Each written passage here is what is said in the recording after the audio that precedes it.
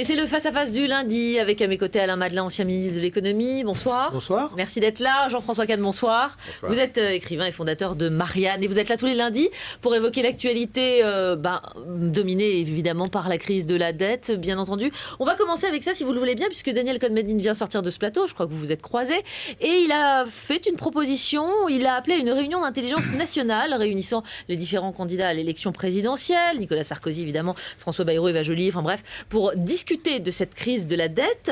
Eva Joly a dit on y va, on fonce. Hollande a dit pourquoi pas, il était à Saint-Nazaire. Pas encore de commentaires de Nicolas Sarkozy, mais Mélenchon a taclé. Je voulais avoir votre avis quand même sur cette proposition, peut-être Alain Madelin pour commencer. Écoutez, objectivement, aller discuter avec Eva Joly de ce qu'il faut faire en Europe, c'est sympathique, mais je crois que même Daniel Cohn-Bendit ne croit pas trop à Eva Joly. Franchement, avec ses propositions tout à fait loufoques... Alors là, il s'agit bien de réunir tous les candidats à la présidentielle, on est d'accord. Avec ses propositions loufoques des 32 heures ou de l'arrêt total de nucléaire, M. Mélenchon qui a renvoyé Daniel Cohn-Bendit dans les cordes. Qu'il y puisse y avoir une nécessité de réfléchir l'Europe entre, j'allais dire, les candidats, les grands candidats sérieux, Sarkozy, le président donc, Hollande et Bayrou. On comprendrait qu'il y ait des consultations. Et j'aurais trouvé bien d'ailleurs que le président de la République le fasse. Mais là, cette proposition de M. Bonzoffice, pourquoi pas Marine Le Pen Daniel Cohn-Bendit l'a oublié dans son lot. Alors bon, si c'est plus resserré, éventuellement là vous validerez. C'est pas un coup de campagne qu'il faut faire. Je veux dire, quand vous êtes président de la République, que vous consultiez les grandes formations d'opposition avant un sommet, après un sommet, ceci m'apparaît logique que, comme d'une certaine façon, le sommet en question, on a gagné du temps. On a empêché l'arrêt cardiaque à Bruxelles, mais fondamentalement, on n'a pas réglé les problèmes.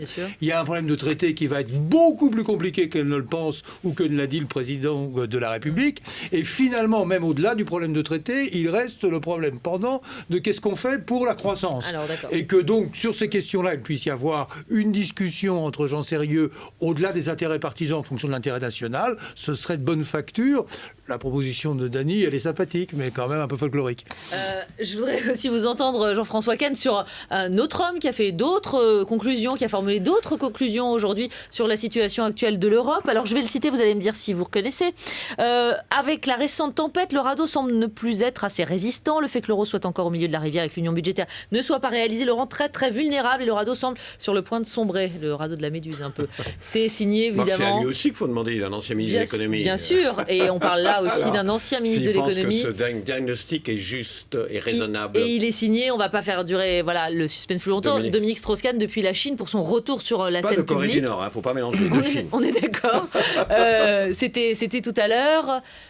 Son analyse à Dominique Strauss-Kahn de la situation, elle est plutôt bienvenue et elle reflète quand même une certaine réalité. Oui, c'est un professeur d'économie qui sait ce qu'il dit. Je pense que s'il était dans les affaires, s'il était président du FMI encore, ou s'il était homme politique jouant un rôle en France, il ne le dirait pas aussi brusquement.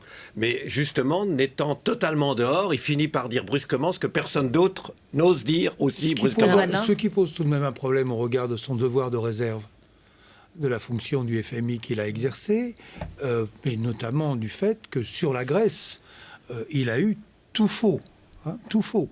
Donc je pense quand il a dit qu'il y aurait un défaut, il n'est pas tout faux. Non, il a dit qu'il n'y aurait pas de défaut sur la Grèce. Non. Dans son interview à la télévision, il a dit qu'il fallait faire défaut, au contraire. Après, quand il n'était plus président du FMI, quand il était patron du FMI, et ce qu'il a fait pour la Grèce, il a eu tout faux. Et donc je pense qu'aujourd'hui, aller tacler le président de la République et Mme Merkel depuis la Chine, franchement, je sais bien que c'est sans doute un expert en matière de naufrage, mais c'est pas très courageux, il devrait... Non, mais il y a un devoir de réserve, franchement, ça n'a pas tellement d'intérêt. Aujourd'hui, ce qui est intéressant, c'est pas la position de M. Strauss-Kahn, c'est ce qu'a dit le patron de la Bundesbank, ou c'est ce qu'a dit M.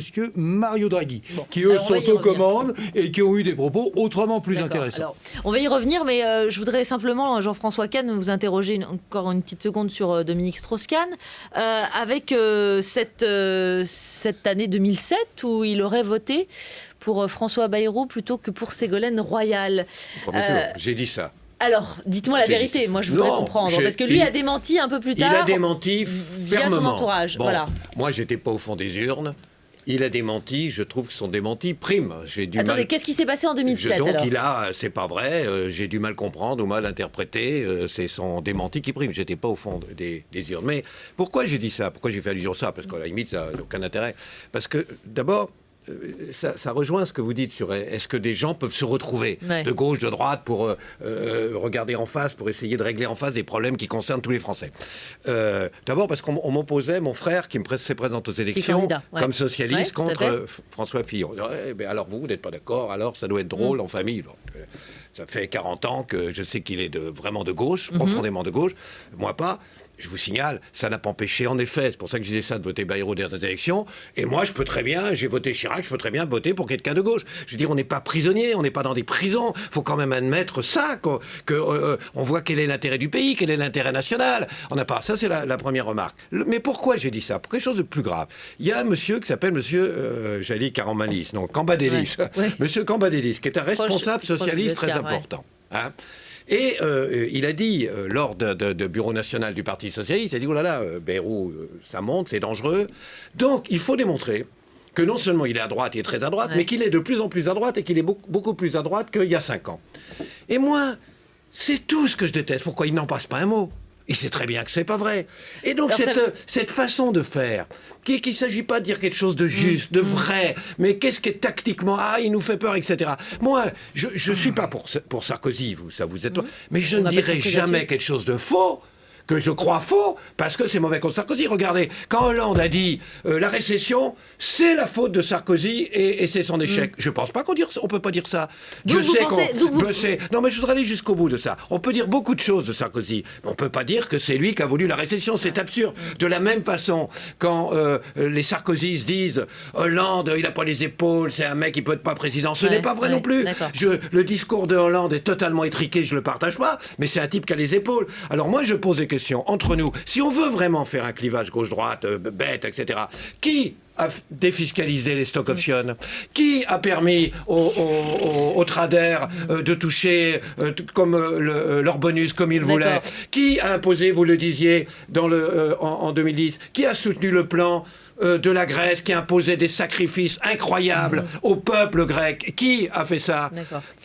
On pourrait multiplier les exemples, franchement, sur le clivage gauche-droite, il y aurait beaucoup de choses à dire. Et qui, entre nous, a fait une politique de baisse des charges pour les bas salaires, c'est-à-dire généralisant les bas salaires, contribuant à généraliser les bas salaires, et qui a fait 25 milliards de cadeaux aux grandes entreprises du CAC 40. À chaque fois, c'est la gauche, alors qu'ils ne donnent pas de leçons.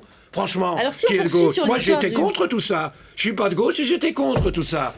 Si on poursuit sur l'idée du clivage gauche-droite, alors justement, si on va un petit peu plus loin sur l'idée du clivage gauche-droite, ou plutôt l'absence du clivage gauche-droite, il y en a un aujourd'hui qui remonte un petit peu dans les sondages, c'est François Bayrou, ça ne vous a pas échappé. L'Union nationale, c'est sa phrase du moment, entre autres, avec le Made in France. Moi, je crois qu'il surfe sur la déception de la gauche et sur la déception de la droite. Mais ce qui m'énerve, la position, elle n'est pas mauvaise, c'est une bonne posture, mais ce qui m'énerve, c'est quand vous regardez les positions des uns et des autres, il y a des feuilles de papier à cigarette entre les deux. Tous ont à peu près la même politique qui, à mon avis, est très en retard par rapport à la croissance que nous devrions avoir, que nous devons stimuler. C'est le retour aux solutions dirigistes et aux solutions protectionnistes. D'ailleurs, même François Bayrou, c'est amusant, lui qui était européen, il pourrait au moins dire on va acheter européen, on va produire européen. Là, on va produire français. J'exagère pas le trait, mais au fond, c'est un peu le triomphe avec retardement de la position de la préférence nationale. Tout ceci n'a guère de sens. Quand j'entends le président de la République qui vous dit, mais écoutez, moi je n'accepte pas qu'une entreprise puisse aller produire à l'étranger pour réimporter en France. Mais si Obama avait dit ça à monsieur Steve Jobs, il n'y aurait pas d'iPhone et il n'y aurait pas d'iPad. Dans quel monde vit-on? Je l'ai dit, d'abord Obama a fait campagne en grande partie sur ces thèmes-là, entre nous, vous le savez très bien, mais entre nous, vous trouvez normal, par exemple, que les cartes vitales soient fabriquées en Inde, entre nous? Mais pourquoi Non, pas? c'est Mais absurde. quel est le problème? Non, mais c'est vrai Mais c'est vrai qu'effectivement, il y a une Mais réglementation. quel est le problème Non, mais de si vous François Hollande? permettez, il y a quand même une Mais d'abord, réglementation parce que du c'est- Made in France à Mais revoir. Parce mais qu'effectivement. dans le même temps, et les billets de banque de beaucoup de pays qui sont Mais en fabriqués plus, en non, mais- France, En plus, qui sont c'est- fabriqués en mais France. En plus, vous savez très bien qu'en Amérique, au Japon, partout, ils le font, Non, mais cette bien sûr, politique de c'est- préférence voilà, nationale. c'est vrai Faut que- arrêter de se raconter des Mais blagues. je- En revanche, sur l'Union Ceci n'est nationale... pas L'Union exact, nationale. Jean-François Allez-y, Kahn. Jean-François Je Kahn, sur voudrais l'Union nationale. simplement... Je ne suis pas tout à fait d'accord avec le terme. Union nationale, pour deux raisons. D'abord, il y a un côté droitier dans la formulation, mais surtout parce que Union nationale, mais sans les extrêmes. Donc c'est plus l'Union nationale. Non, moi je pense qu'il faut dire, j'ai un projet. Je veux dire, tout le monde peut dire, j'ai un projet. C'est un projet courageux. Tout le monde dit que le projet est courageux. C'est un projet de rigueur juste, vraiment pour vraiment de sauver le pays. Quoi. Très bien. Tous ceux qui sont d'accord avec ce projet, d'où qu'ils viennent, peuvent venir pour que nous le fassions ensemble. Ça me semble plus intéressant, cette idée de convergence, d'où qu'on vient, pour pouvoir réaliser une politique de redressement, juste, rigoureuse mais juste. Ça me semble plus adéquat que l'idée d'union nationale. Mais ça revient... Non, Alors, vous n'êtes pas d'accord? Sauf que, je veux dire, comme je le disais tout à l'heure, je ne vois plus énormément de différence. Je regardais hier un débat entre M. Christian Estrosi et M. Mélenchon.